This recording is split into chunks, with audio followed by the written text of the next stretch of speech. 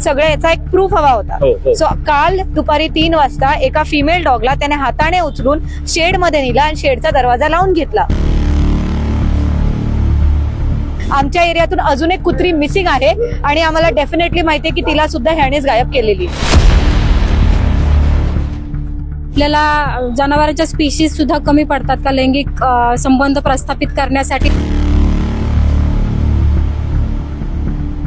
एक अत्यंत शॉकिंग अशी बातमी समोर येत आहे। ती बातमी म्हणजे पुण्यातल्या टिंगरेनगर भागातून एक व्हिडिओ व्हायरल झालेला आहे। त्या व्हिडिओ मध्ये स्पष्टपणे दिसत आहे की एक पुरुष, एक इसम, तो एका मादी कुत्रीला कड्यावर घेऊन एका पत्र्याच्या शेडमध्ये जात आहे।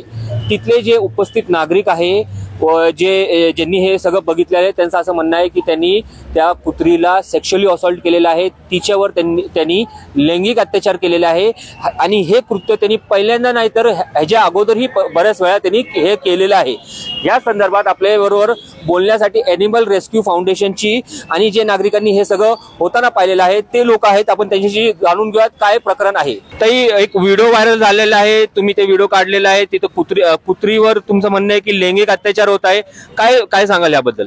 सो हा माणूस आहे ज्याचं नाव मलप्पा ओस्मानी आहे। हा टिंगरेनगर लेन नंबर 14 मध्ये राहतो। सो या माणसाने आधी आम्ही पाहिलंय, म्हणजे घरच्यांनी पाहिलंय की तो कुत्रीला घेऊन आतमध्ये जायचा। त्याचा एक शेड होता, तो राहायचा भलतीकडे, पण तो त्या शेडमध्ये जायचा। मग आम्ही त्याच्यासाठी सीसीटीव्ही बसवला कारण आम्हाला हे सगळं याचा एक प्रूफ हवा होता। सो काल दुपारी 3 वाजता एका फिमेल डॉगला त्याने हाताने उचलून शेड मध्ये नेला आणि शेडचा दरवाजा लावून घेतला। जेव्हा आम्ही नंतर आतमध्ये गेलो तर तो म्हटला की काही नाही, मी डॉगला फक्त लाड लावत होते। तिथे कुत्रीच्या ब्लडचे स्टेन सुद्धा आम्हाला सापडलेले आहेत। आमच्या एरियातून अजून एक कुत्री मिसिंग आहे आणि आम्हाला डेफिनेटली माहिती आहे की तिला सुद्धा ह्यानेच गायब केलेली आहे। पण तुमचा हा जो दावा आहे की त्यांनी सेक्शुअली असॉल्ट केलेला आहे, तिथं काय तुम्हाला आत काय रक्ताचे काय तुम्हाला कसं काय? हो, आतमध्ये रक्ताचे प्रॉपर डॉट स्पॉट सापडलेत आपल्याला त्या फिमेलचे आणि व्हिडिओ एकदम क्लिअर आहे की त्याने उचललं, आतमध्ये नेलं, आतून कडीही लावली आणि नंतर मग हळूच इकडे तिकडे बघून त्या डॉगला बाहेर सोडून दिलेलं आहे। हे जे पत्र्याचं शेड आहे हे त्याचा मालकी हक्काचं आहे का? नाही, त्याचा मालकी हक्काचा नाही। तो तिकडे कामगार आहे, परंतु आता तो दुसरीकडे राहतोय बाजूच्या घरामध्ये।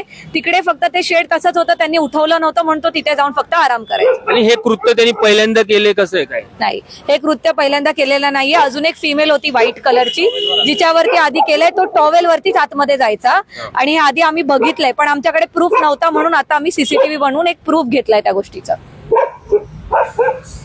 ॲनिमल रेस्क्यूचं काम तुम्ही करत आहात, अशा केसेस वारंवार येत आहे, समाजाची नेमकी कुठं चाललेली आहे मानसिकता?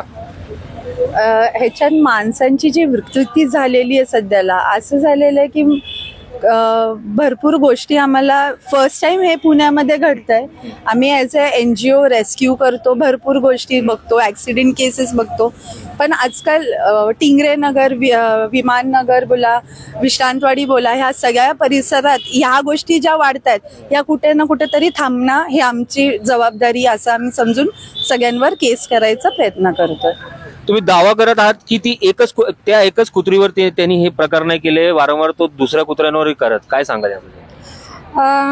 मला तरी एवढं कळलं की पूर्ण 4-5 कुत्र्यांसोबत त्यांनी असं केलेलं आहे आणि याच्या आधीचे जे कुत्रे आहेत, आता आम्हाला जो ट्रेस झालेला आहे डॉग तो अजूनही जिवंत आहे, पण याच्या आधीचे जे 3-4 डॉग्स त्यांनी केलेले आहेत तर ते गायब आहेत। म्हणजे त्याची एक ही आहे की किलिंग ऑफ ॲनिमल्स सुद्धा त्याच्यामध्ये येत आहे की फक्त तो रेप करत नाही डॉग्सवरती, बेस्टियालिटीचा विषय नाही आहे इथे, फक्त इथे किलिंग सुद्धा आहे जनावरांची। आणि सगळ्यात महत्त्वाचा मुद्दा आहे की आपण माणूस म्हणून आपल्याला जनावरांच्या स्पीशीज सुद्धा कमी पडतात का लैंगिक संबंध प्रस्थापित करण्यासाठी? हा सगळ्यात मोठा आणि मोठा मुद्दा आहे आणि घृणास्पद कृत्य आहे, एखाद्या माणुसकीला काळीमा फासण्यासारखं कृत्य आहे।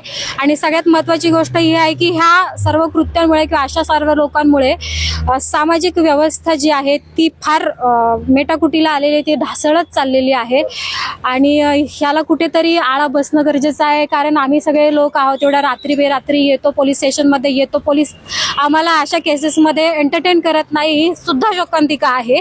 मी ॲडव्होकेट असून आम्हाला सुद्धा किंवा NGOज वाले आहेत किंवा आम्हाला इथे एंटरटेन केलं जात नाही का? तर मुक्या जनावरांचा जीव या देशामध्ये तितका कन्सिडर केला जातो का नाही, हा सगळ्यात मोठा प्रश्नचिन्ह याच्यावरती उपस्थित होत आहे. आणि त्यांना न्याय भेटणार आहे की नाही. संविधानामध्ये जेव्हा आर्टिकल 25 म्हणतंय की तुमची फंडामेंटल ड्युटी आहे प्रत्येक प्राण्याचं काळजी घेणं आणि निसर्गाचं संवर्धन करणं, प्राण्यांचं संवर्धन करणं, ते जर आमच्यासारखे लोक बाहेर येऊन करतात तर त्यांना आम्हाला प्रिव्हेंट केलं जात आहे, पण जे करणारे आहेत त्यांना प्रिव्हेंट केलं जात नाहीये.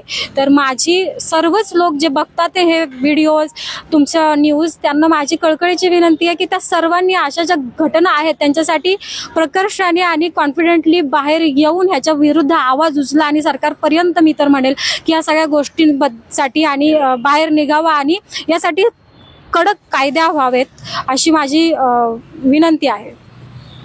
गेल्या आठवड्यातही तुम्ही एका अशाच प्राण्याला रेस्क्यू केलेलं, तिच्यावर पण असंच काही सेक्शुअल असॉल्ट वगैरे झालं, तेव्हा तुम्ही तक्रार दिलेली का? आम्ही तक्रार द्यायला आलो होतो तेव्हा, पण आमच्याकडे एव्हिडन्स नव्हता तेव्हा त्या टायमाला.